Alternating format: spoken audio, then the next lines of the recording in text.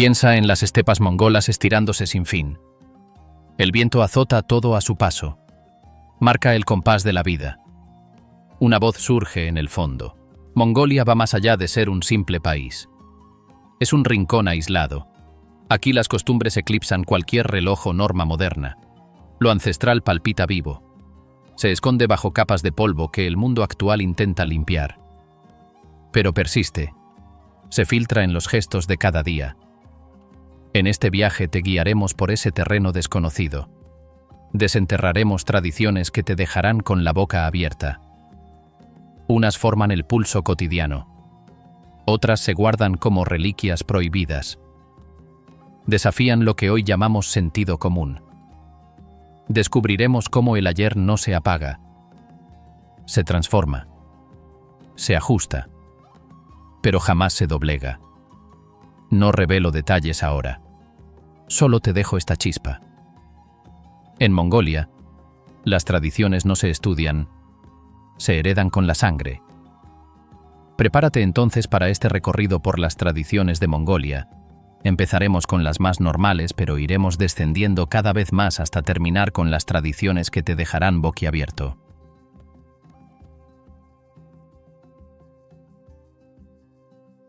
Los herederos del caballo. En las estepas donde el viento dicta cada movimiento, el caballo emerge como rey absoluto. No es solo un animal. Representa el alma mongola. Lleva en sus crines la historia de un pueblo que conquistó continentes. Familias nómadas lo ven como extensión de su cuerpo. Lo montan desde niños. Lo cuidan como a un hermano. Este vínculo no se rompe. Se fortalece con cada galope. Dado que el caballo define la libertad nómada, su rol espiritual late profundo. Los mongoles creen que espíritus habitan en sus ojos. En sus cascos. Lo honran con toques suaves. Con palabras susurradas al amanecer. Un jinete no sube sin permiso. Pide bendición primero. Toca la frente del animal. Siente el pulso cálido. Esta conexión va más allá de lo visible. Une al hombre con la tierra, con el cielo. Los entrenamientos comienzan al alba. Un potro joven aprende a responder al silbido, al tirón suave de las riendas. Entrenadores pacientes guían con voz baja. Evitan golpes. Usan caricias. El caballo debe confiar. No temer. Horas de trote en círculos. Saltos sobre obstáculos bajos. El sudor brilla bajo el sol. Forma un lazo irrompible. Un error se corrige con calma. No con ira. La paciencia reina aquí, como en todo lo mongol. Puesto que el entrenamiento forja confianza, el montaje se convierte en arte puro. Un jinete se sube con fluidez. Piernas aprietan flancos. Manos guían sin fuerza. El caballo responde al instante. Galopa como viento encarnado. En llanuras abiertas, esta unión permite velocidades que cortan el aire. El jinete siente cada músculo. Cada respiración. No domina. Colabora. Esta danza no se enseña en un día. Crece con años de práctica. El honor al caballo se muestra en cuidados diarios. Cepillan crines hasta que brillan. Alimentan con hierba fresca. En invierno, cubren con mantas gruesas. Algunos tejen amuletos de crin. Los cuelgan en yurtas. Protegen contra males. Estas prácticas antiguas susurran secretos. Nadie las grita. Se pasan en silencio. De abuelo a nieto. Mantienen vivo el espíritu equino. Ya que el honor impregna lo cotidiano, los 3 juegos del hombre elevan al caballo a mito. Estos rituales ancestrales prueban virilidad, fuerza, astucia, lucha libre, tiro con arco.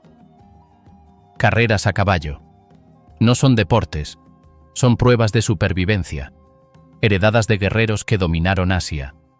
Hoy, en festivales, reviven con fuego en las venas. La lucha libre arranca con cuerpos aceitados. Guerreros se enfrentan en círculos de tierra. Agarran, empujan, caen con estrépito. El caballo observa desde lejos. pero su espíritu infunde fuerza. Preparación dura meses. Dietas de carne roja. Ejercicios que rompen límites.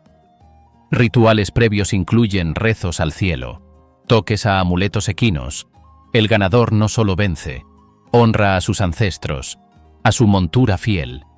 Dado que la lucha demanda potencia cruda, el tiro con arco añade precisión letal. Jinetes montan a galope, arcos tensos en manos. Flechas vuelan hacia blancos lejanos. El viento complica todo.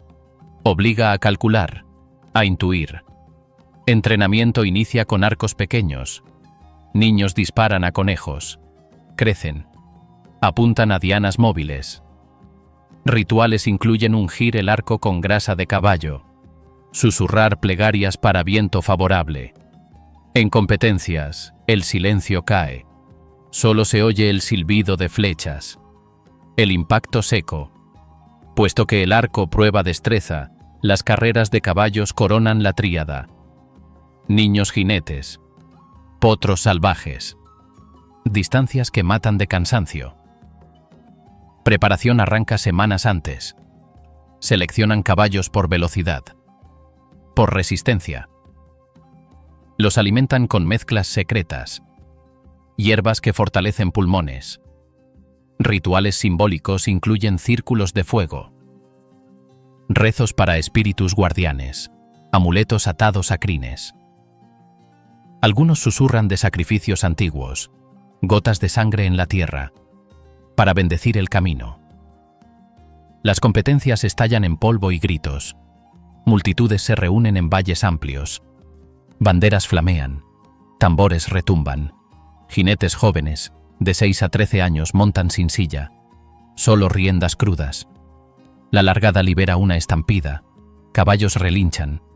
Patas golpean suelo. El polvo nubla vistas. Corren kilómetros. Cruzan ríos helados.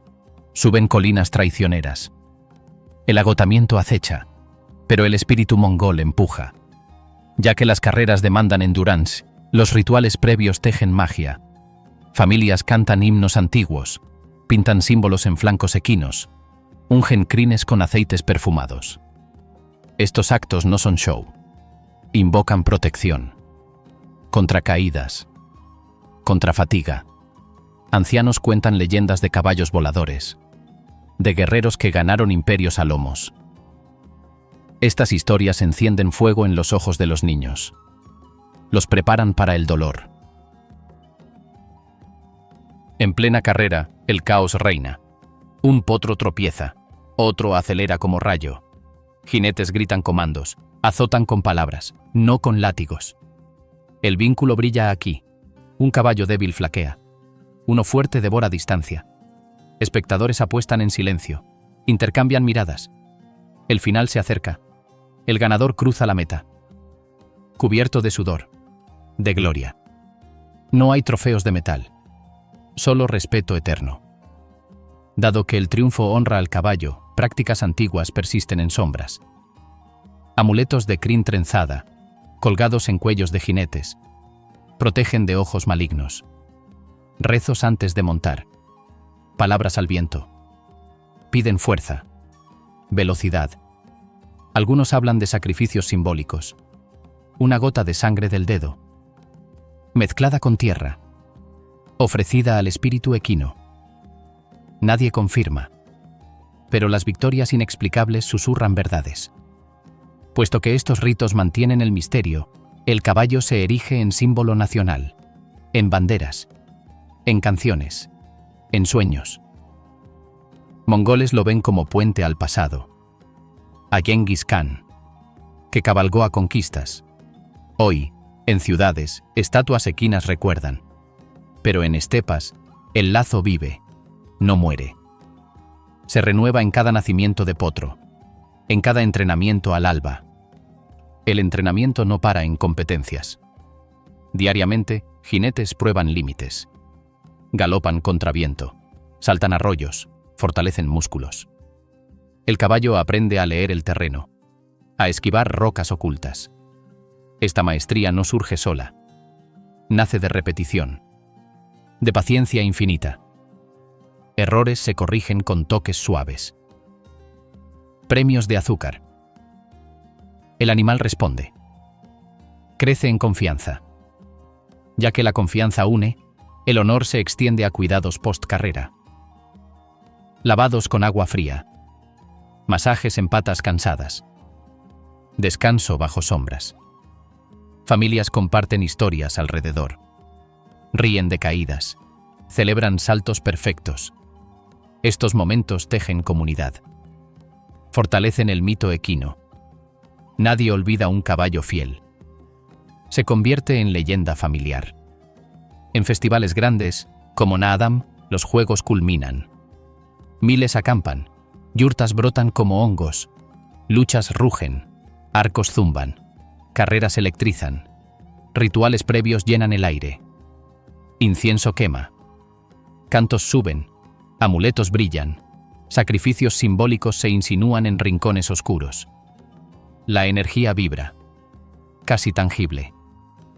Dado que Naadam revive lo mítico, prácticas espirituales no se apagan. Jinetes rezan solos, tocan crines, piden guía. Algunos atan reliquias antiguas. Huesos de ancestros equinos. Protegen en galopes. Estas costumbres no se gritan, se guardan. Como secretos que el viento lleva. Pero perduran. Mantienen al caballo en el centro, como herencia viva. Puesto que la herencia fluye, los niños se convierten en herederos.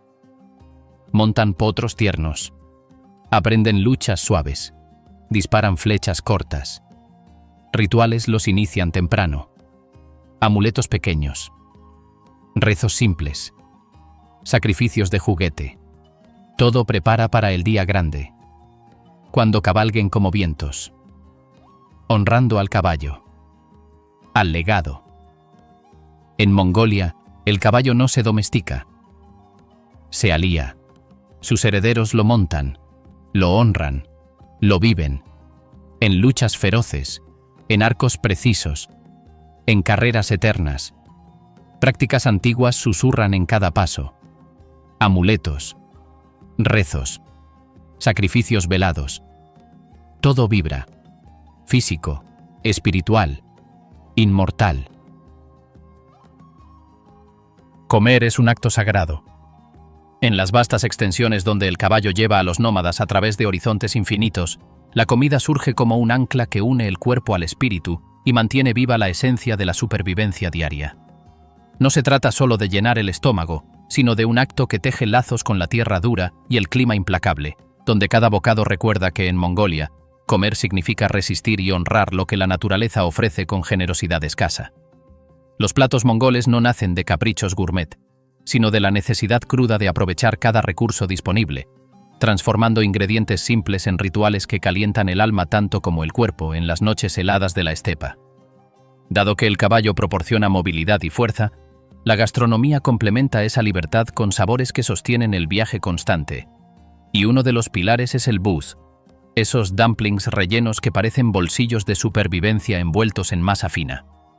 Preparados con carne de cordero o res molida, mezclada con cebolla y ajo para dar un toque terroso, se cuecen al vapor en yurtas humeantes, donde el vapor sube como una ofrenda al cielo y el aroma se esparce invitando a todos a reunirse alrededor del fuego central.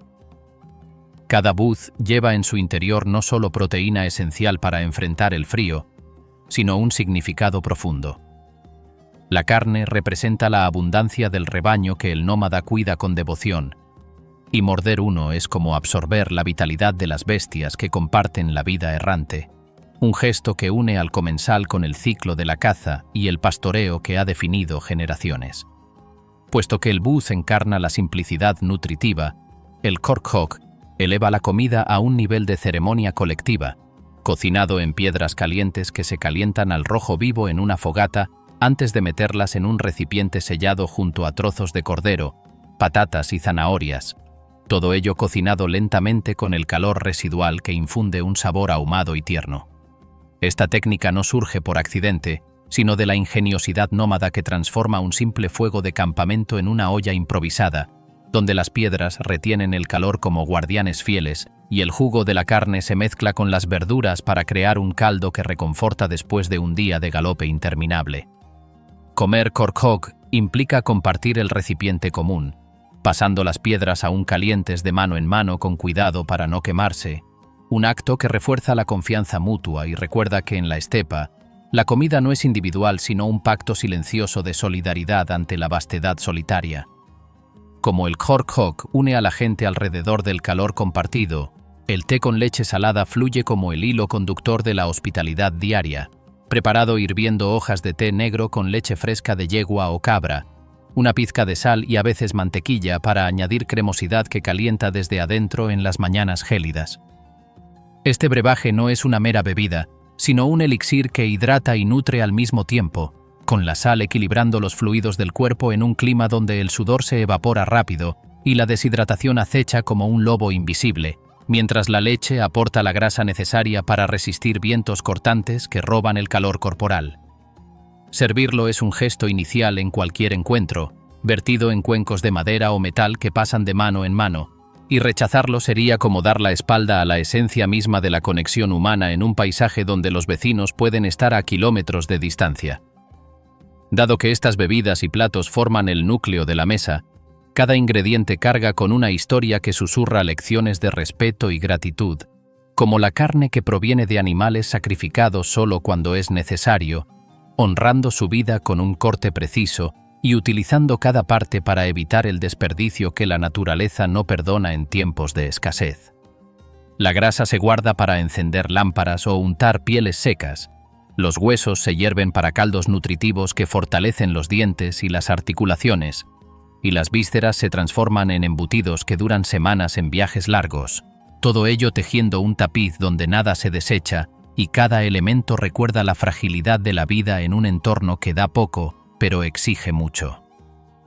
Estas prácticas no se enseñan con palabras grandiosas, sino a través de acciones repetidas que los niños observan y imitan, absorbiendo que ignorar el valor de un ingrediente es invitar al hambre que ha acechado a sus ancestros durante siglos.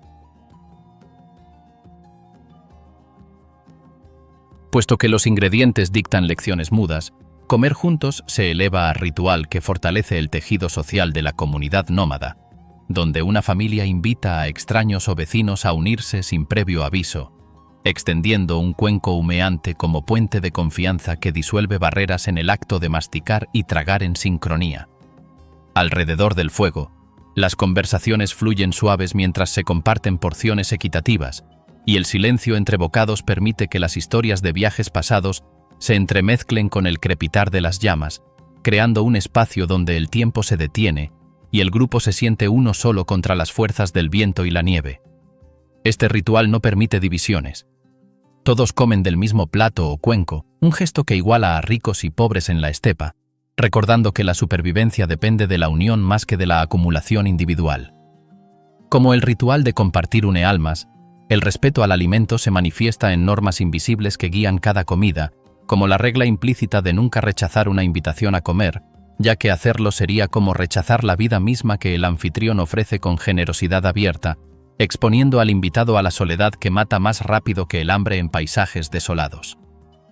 Estas normas no se escriben en piedra, sino que se sienten en el aire cargado de expectativas, donde aceptar el plato es afirmar lealtad y gratitud, y negarlo podría romper lazos que tardan años en reconstruirse, dejando al ofensor aislado en un mundo donde la ayuda mutua es la única red de seguridad.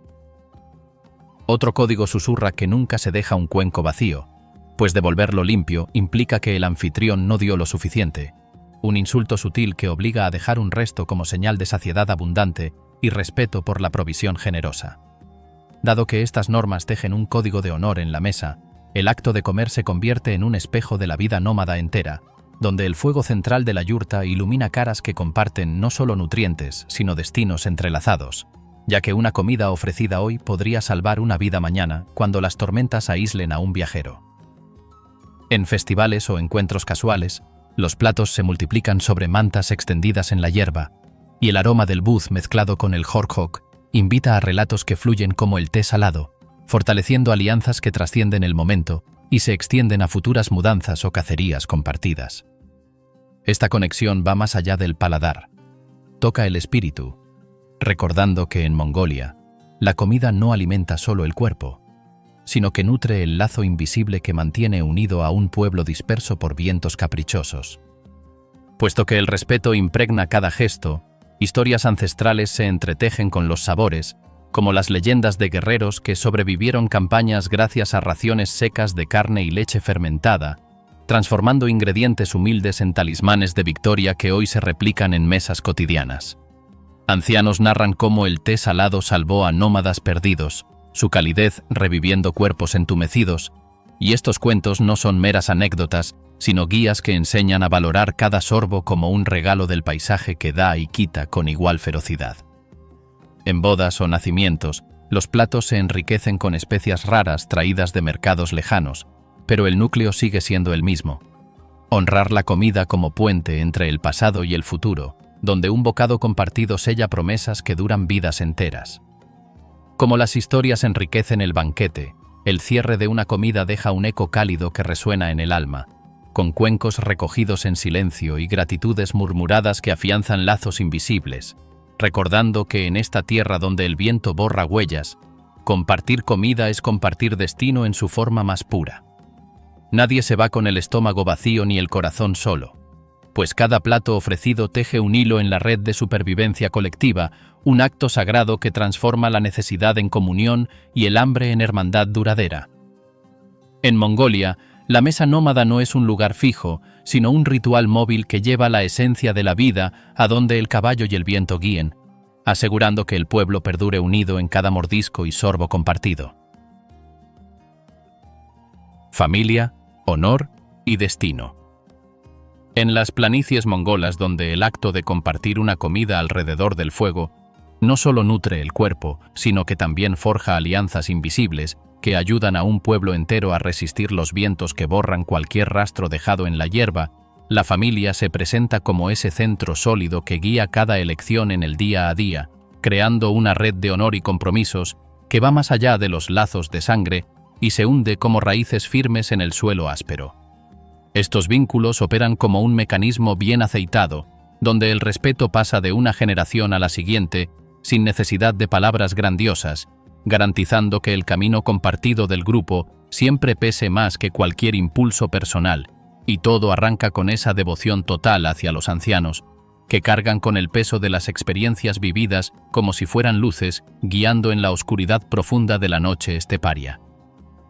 Ya que este honor se arraiga en esas conexiones pasadas, el tributo a los mayores aparece en acciones simples que nadie pone en duda, como cederles el lugar más cálido cerca de las llamas o darles el primer trozo de carne que sale humeante de la olla, un movimiento que valora su posición como protectores de los relatos que orientan al clan a través de estaciones crueles y momentos breves de calma.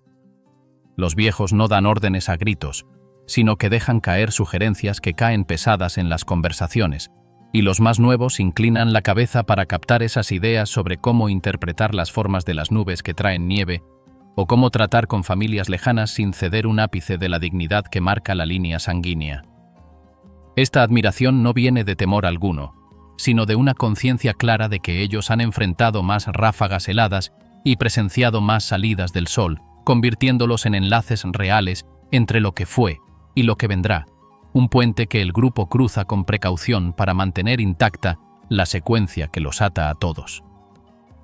Puesto que ese enlace con el ayer da forma al arreglo familiar, la función de la mujer en el interior de la yurta surge como un soporte callado pero inamovible, donde ella controla las llamas centrales que preparan la comida y calientan los miembros entumecidos por el frío, mientras teje cobijas pesadas y vela por los pequeños con una habilidad que mezcla la rudeza de la existencia errante con pinceladas de ternura que conservan el refugio móvil en pie.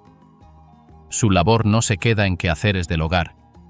Su opinión importa en las charlas sobre cambios de sitio o pactos con otros clanes, donde murmura ideas que los varones toman en serio porque reconocen que su instinto capta murmullos en el aire que los demás pasan por alto. Y en las horas tranquilas de la oscuridad, ella pasa narraciones a los chicos que entremezclan fábulas con trucos prácticos, asegurando que la reputación del linaje se mantenga fuerte en cada nuevo ciclo. Esta labor no se proclama con ruido, sino que se experimenta en el flujo habitual de sacar leche de las cabras al romper el día o servir té con sal que reconforta al grupo entero, una tarea que armoniza potencia y delicadeza en un entorno donde perdurar depende de ese balance dentro del círculo cercano. Como la mujer mantiene esa armonía bajo las capas de fieltro que forman las paredes de la yurta, la formación de los hijos se transforma en un flujo natural que no se encierra en espacios fijos, sino que avanza junto al traslado perpetuo del grupo por las extensiones abiertas, donde los niños dominan el arte de subir a un caballo antes de hilvanar frases completas y captan principios como la valentía y la fidelidad al ver cómo sus padres encaran ráfagas cortantes sin un lamento. La entrega de estos principios sucede en instantes tomados del correr del día, como cuando un padre muestra a su chico cómo ajustar la cuerda de un arco con exactitud mientras avanzan hacia terrenos frescos de pastura, o una madre explica cómo sanar un corte con plantas recogidas en lomas apartadas, todo saturado de pautas de conducta que indican no elevar el tono en un desacuerdo o dividir siempre con quien llega rendido. Normas no grabadas en ningún sitio que se fijan en el espíritu como cicatrices en la piel endurecida por los rayos. Estas pautas no se aplican con penas severas, sino que se absorben mediante muestras vivas, donde una falla se arregla con una mirada que impacta más que cualquier sermón, garantizando que los jóvenes maduren con una noción de un rumbo común que pone al grupo por encima del individuo. Fuego, tierra y sangre. En las inmensas planicies mongolas donde el clan se posiciona como custodio de una dignidad que se moldea en consultas calladas frente a las llamas que no solo alumbran el espacio dentro de la yurta, sino que también capturan los murmullos de los que se fueron dictando elecciones clave sobre el rumbo compartido. Las prácticas más vetustas surgen como conexiones palpables hacia un ámbito donde los componentes básicos no actúan como simples eventos del entorno, sino como potencias con intención propia que exigen estima y tributos para sostener la armonía entre la existencia errante y las penumbras no visibles que rondan en el límite del paisaje. Estos usos, enraizados en costumbres que anteceden a dominios derrumbados, rinden culto al fuego como una presencia animada que arrasa y regenera, a la tierra como progenitora perenne que alimenta y absorbe, y al firmamento como observador lejano que despacha favores o represalias en forma de borrascas que arrasan cuanto tocan, todo entretejido con entregas que vierten rojo vital para cerrar acuerdos con lo impalpable y confirmar que el grupo siga adelante en un terreno que no excusa la desatención. El aire de estos procedimientos se impregna de un enigma que roza lo inquietante, como si cada centella prendida sacara a relucir realidades que la luz del día opta por mantener sepultadas bajo estratos de arena y mutismo, ya que el fuego se erige como esa potencia inicial que aclara las pláticas del linaje y templa los miembros en veladas sin fin. En los ritos ancestrales asume un papel pivotal como esencia viviente que elimina lo caduco para abrir paso a lo fresco, donde grupos completos se congregan al caer la tarde para avivar piras con astillas áridas traídas de elevaciones reverenciadas que las corrientes han esculpido a lo largo de eras. Estas brasas no se activan por antojo. Encarnan la energía que disuelve manchas y convoca apariciones de los que antecedieron, y los involucrados las nutren con plantas fragantes que sueltan vapor denso capaz de transportar ruegos al éter, un movimiento que convierte el mero chisporroteo en un intercambio con seres que contestan con contornos bailantes en el fulgor o con rachas súbitas que hacen vibrar las carpas próximas. En cuentas recogidas de poblados apartados en las cumbres del Altai, veteranos relatan cómo estas piras se prenden en los cambios de estación para venerar el fuego que rescató a sus precursores de periodos helados mortales, un uso donde el guía espiritual toca un redoblante de cuero estirado para generar cadencias que alinean los pulsos humanos con el ritmo de las llamas, forjando un ambiente donde lo tangible y lo escondido se mezclan en un manto inquietante que deja a los concurrentes con la impresión de haber rozado algo vetado. Puesto que el fuego opera como intermediario entre lo mundano y lo sobrenatural, los tributos al éter lo complementan alzando entregas representativas que suplican piedad de un dosel que puede verter agua redentora o soltar corrientes que destruyen hatos completos, donde nómadas extienden paños claros impregnados con lácteo agrio hacia las masas nubosas como señal de limpidez que llama a las presencias elevadas a bajar y conceder fecundidad al suelo. Estos tributos no se reducen a artículos inertes, Abarcan melodías grupales que ecoan en el soplo quieto del alba, con tonos que suben en acordes vetustos para contar fábulas de aves rapaces que transportan espíritus al otro lado, un rito que en grupos del árido Gobi se ejecuta en oscurecimientos solares para calmar al firmamento ensombrecido y eludir que su enojo se exprese en arideces que secan la vegetación esencial para las bestias. Cuentas de guardianes de rebaños en esas áreas secas narran cómo, en veladas de disco lunar completo, clanes enteros suben a montículos altos para esparcir perlas rojas de un dedo herido sobre superficies planas, un gesto que fija compromisos con el éter y produce un mutismo cargado donde las ráfagas parecen replicar con murmullos que ponen la carne de gallina, inyectando un matiz desasosegante que implica que las réplicas no siempre se presentan en modos amables.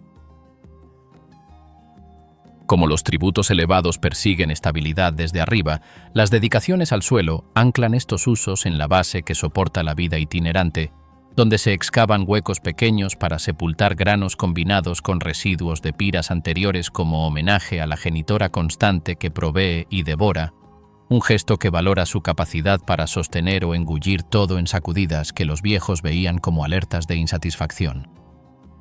En usos anuales de grupos en las extensiones medias, orientadores espirituales dirigen a los concurrentes a rodear un sitio de rocas amontonadas, dispersando suelo rico tomado de cauces venerados mientras vocalizan súplicas que ruegan resguardo contra el helor que petrifica la superficie y hace inviable el traslado, un rito que termina con el soterramiento de un rizo de cada uno para representar la cesión individual a la base que los recibe. Relatos de estos asentamientos describen instantes donde el piso parece oscilar sutilmente como si contestara. Un suceso que los orientadores atribuyen a entidades bajo tierra que reciben el gesto, pero dejan un resonar desconcertante en los asistentes, recordando que el suelo no solo otorga existencia, sino que también reclama lo propio, en vueltas inexorables.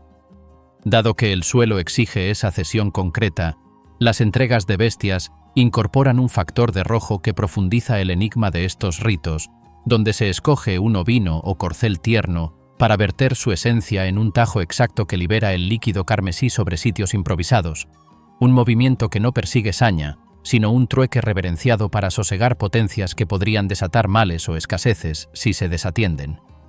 Estas entregas, orientadas por guías que entran en estados alterados por emanaciones de vegetales que alteran la mente, simbolizan el rojo como enlace que une lo animado con lo intangible, y en cuentas de facciones en los límites con el norte frío, concurrentes cuentan cómo la criatura seleccionada parece asumir su parte con una serenidad extraña, como si captara su sitio en el uso que garantiza el bienestar del resto del hato. El orientador, con faz marcada por residuos y rojo seco, canaliza el derrame hacia el suelo para que se integre, llamando a presencias que replican con imágenes grupales donde las brasas cercanas se alzan de manera inusual, infundiendo un aire desasosegante que deja a los observadores con visiones repetidas de miradas no visibles acechando desde la negrura. Puesto que los orientadores sirven como canales en estos intercambios con rojo, su dirección en procedimientos grupales conserva la costumbre en grupos donde el orbe actual apenas toca las carpas solitarias, liderando usos donde piras se activan en claros lejanos para facilitar pláticas con presencias que contestan mediante contornos en el vapor o resonancias en las corrientes que portan indicios codificados sobre trayectos venideros o uniones.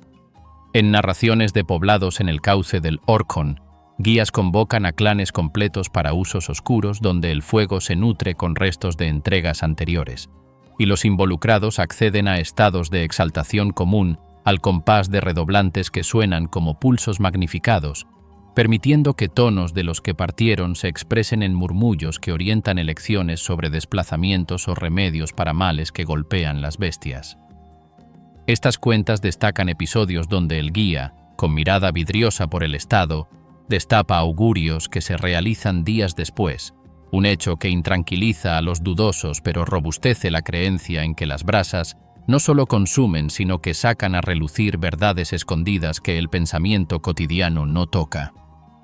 Como los guías hilvanan estos filamentos enigmáticos en la tela comunitaria, los procedimientos grupales adquieren un matiz casi prohibido que evoca épocas donde el ser humano no controlaba el entorno sino que pactaba con él mediante brasas y rojo, donde en piras prendidas en cambios de estación, Conjuntos completos ofrecen rizos de crines de corceles entregados al éter para confirmar rachas propicias que no destruyan las carpas. Cuentas de errantes en las planicies del este describen cómo, en esas veladas, el fuego parece animarse solo y arrojar sombras que forman contornos de los antiguos bailando al borde del Ronda, un espectáculo que deja a los concurrentes con una desazón honda, como si hubieran vislumbrado un cortina rasgada que destapa seres que prefieren quedarse en las tinieblas. Este matiz desconcertante no aleja a los involucrados. Por el contrario, afianza su lazo con los componentes que marcan su rutina, recordando que desoír estos usos invita a desarmonías que las corrientes y el suelo cobran con rigor. Las fiestas que desafían a los dioses. En las extensiones infinitas de Mongolia, donde las ceremonias ancestrales invocan al fuego para que devore impurezas y revele verdades que el humo lleva hasta el cielo, con un peso que deja a los participantes preguntándose si han despertado algo que preferiría dormir en las sombras de la tierra, las fiestas surgen como explosiones de vida que no solo celebran el paso del tiempo, sino que también desafían a las fuerzas invisibles con una mezcla de risas y ofrendas que borran las líneas entre lo humano y lo divino. Estos eventos no se limitan a fechas marcadas en calendarios modernos, brotan de un pulso antiguo que late en el pecho de cada nómada, donde la alegría se entreteje con rituales que parecen inofensivos al principio, pero que, al rascar la superficie, destapan orígenes cargados de misterio y poder, como si cada canción entonada o cada gota de alcohol derramada invitara a los dioses a unirse al banquete o a castigar la osadía. El tono de estas celebraciones se intensifica con cada hora que pasa, mostrando cómo el gozo efímero se funde con lo sagrado en un abrazo sin fronteras que deja ecos perturbadores en las mentes de quienes participan, recordando que desafiar a los dioses no es un juego sino un pacto renovado con el destino. Dado que el fuego de las ceremonias ilumina no solo cuerpos, sino también espíritus que susurran advertencias desde las llamas, el Naadam emerge como el festival que lleva esa intensidad a un clímax público, un evento anual que reúne a miles en las llanuras de Ulan Bator y pueblos remotos para revivir competencias ancestrales que honran a guerreros legendarios como si el pasado galopara de nuevo entre la multitud. Este carnaval de fuerza y destreza no es mero espectáculo. Arranca con carreras de caballos donde niños jinetes azotan el viento sobre distancias que agotarían a adultos, sus monturas relinchando como ecos de batallas olvidadas mientras el polvo se levanta en nubes que ocultan el horizonte y hacen que los espectadores sientan el pulso de la estepa latiendo en sus venas. Luchas libres siguen, con cuerpos aceitados chocando en rings de tierra compacta, cada agarre y caída un tributo a la resistencia que los mongoles han forjado contra un clima que no perdona debilidades. Y el tiro con arco cierra el tríptico, flechas silbando hacia blancos lejanos, como si invocaran espíritus guardianes que guían la puntería en un ritual que mezcla precisión mortal con la gracia de un baile antiguo. Puesto que el Naadam transforma la competencia en un altar vivo donde la victoria no se mide solo en medallas, sino en el respeto que se gana ante los ojos de los dioses que observan desde las nubes, las celebraciones se extienden más allá de los campos de juego con banquetes donde el aire se llena de aromas a carne asada y té salado que fluye como sangre en venas compartidas. Un momento donde familias enteras se reúnen para contar historias de héroes que cabalgaron imperios mientras el alcohol casero, fermentado de leche de yegua, afloja lenguas y despierta risas que retan al silencio de la noche. Pero debajo de esta euforia aparente, rituales arcaicos se cuelan como sombras, como cuando los ganadores rocían gotas de su bebida en el suelo para agradecer a la tierra que les dio fuerza, un gesto que parece casual hasta que se revela su origen en ofrendas a espíritus terrenales que podrían volverse contra el clan si se ignoran, infundiendo al festival un tono intenso donde la alegría roza lo sagrado sin pedir permiso. Ya que esa mezcla de euforia y reverencia en el Naadam deja a los participantes con una sed de conexión que no se apaga con el final de las competencias, el Tsaga Ansar llega como el año nuevo lunar que purga lo viejo con una oleada de blanco que cubre yurtas y ropas como nieve fresca que borra pecados pasados, un festival que arranca con limpiezas rituales donde cada rincón se barre para expulsar males acumulados y se prepara leche blanca como símbolo de pureza que se ofrece a visitantes en cuencos que pasan de mano en mano como promesas renovadas. Familias viajan kilómetros para reunirse en hogares donde los mayores reciben saludos con palmas abiertas y se sirven dumplings rellenos de carne que representan la abundancia que el nuevo ciclo debe traer. Todo ello acompañado de cantos que suben al cielo como humo de incienso para invocar bendiciones que protejan contra los vientos traicioneros del invierno que aún muerde. En este evento, la música de gargantas profundas entona melodías que parecen llamar a ancestros, y el alcohol fluye con moderación al principio, pero se intensifica en las noches, donde danzas alrededor de fogatas despiertan un éxtasis que borra fronteras entre lo festivo y lo místico, como si cada paso desafiara a los dioses a unirse o a juzgar. Tradiciones que el mundo prohibió. En las fiestas mongolas, donde la música retumba como un desafío lanzado al cielo y el alcohol afloja lenguas para que salgan relatos que borran la línea entre celebración y invocación, a fuerzas que podrían volverse en contra si no se les trata con el cuidado debido, surgen prácticas que rozan el borde de lo prohibido, rituales que el mundo exterior ha intentado enterrar bajo capas de leyes y sermones, pero que persisten en rincones ocultos de la estepa como sombras que el viento no logra barrer. Estas costumbres no se gritan en mercados ni se enseñan a extraños. Se guardan en clanes donde el gobierno ha mirado para otro lado o la religión ha intentado taparlas con plegarias más limpias, pero en aldeas remotas siguen latiendo como un pulso que nadie se atreve a detener por miedo a lo que podría desatarse si se rompe el silencio. El tono de estos actos se tiñe de oscuridad, con sugerencias de peligro que flotan en el aire como humo de una hoguera mal apagada, recordando que lo tabú no desaparece, solo se esconde mejor. Dado que las fiestas despiertan ecos de ritos que parecen inofensivos hasta que destapan su fondo turbio, los rituales de purificación extrema emergen en comunidades apartadas como pruebas que limpian no solo el cuerpo, sino el alma de impurezas que podrían atraer males invisibles, donde hombres y mujeres se sumergen en ríos helados al amanecer de invierno con cortes superficiales en la piel para dejar que el agua fría mezcle sangre con corriente y lave pecados acumulados. Estas inmersiones no son baños casuales. Se hacen en silencio bajo la guía de un elder que murmura palabras antiguas para invocar protección contra espíritus que se cree acechan a los débiles, un acto que el gobierno ha tachado de peligroso por los riesgos de hipotermia, pero que clanes en las colinas del norte siguen practicando en secreto, con relatos de aldeas donde quien se niega termina aislado como si hubiera invitado a la desgracia. En historias susurradas alrededor de fogatas bajas, participantes cuentan cómo el frío cala hasta los huesos y deja visiones de sombras que se retiran solo cuando la sangre se diluye, un detalle que infunde un sentido de peligro invisible donde la purificación roza el borde de lo que el cuerpo humano puede soportar sin romperse. Dado que esos castigos simbólicos tejen un velo de temor que une al clan más que cualquier ley escrita, los pactos familiares se revelan como acuerdos que nadie se atreve a documentar, pero que rigen desde nacimientos hasta muertes, donde hermanos juran en sangre mezclada con tierra sagrada proteger secretos sobre herencias que involucran espíritus guardianes que se cree habitan en colinas prohibidas. En relatos de pueblos en las montañas centrales, estos pactos no son contratos formales. Se sellan en noches sin luna con cortes en palmas que dejan cicatrices como recordatorios de lealtad eterna, y aunque la religión ha predicado contra ellos por su tinte pagano, familias los mantienen para asegurar que disputas por tierra o ganado no fracturen el linaje. El tono oscuro se intensifica en historias donde un pacto roto trae males inexplicables como rebaños que enferman sin causa o sueños compartidos de ancestros enfurecidos, sugerencias de peligro que hacen que nadie cuestione las reglas, como si romper el silencio invitara a algo peor que la muerte.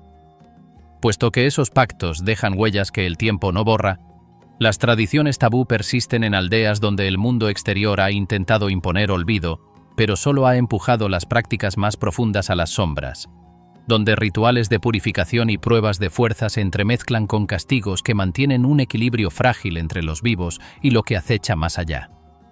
En clanes remotos, estas costumbres no se discuten en voz alta.